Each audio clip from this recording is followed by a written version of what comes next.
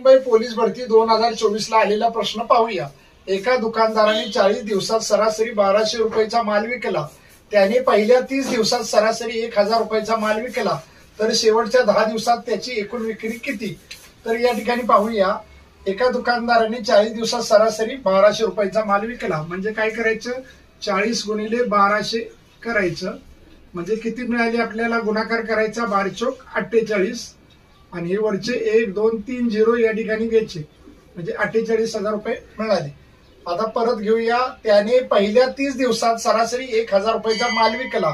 मग काय करायचं, 30 गुणिले 1000 करायचं, म्हणजे आपल्याला या ठिकाणी 30,000 रुपये मिळतील।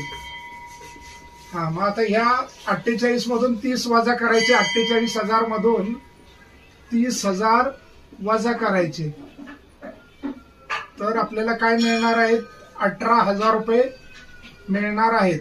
म्हणजे काय, तर शेवटच्या 10 दिवसात त्याची एकूण विक्री किती झाली, 18,000। ऑप्शन क्रमांक 1। धन्यवाद।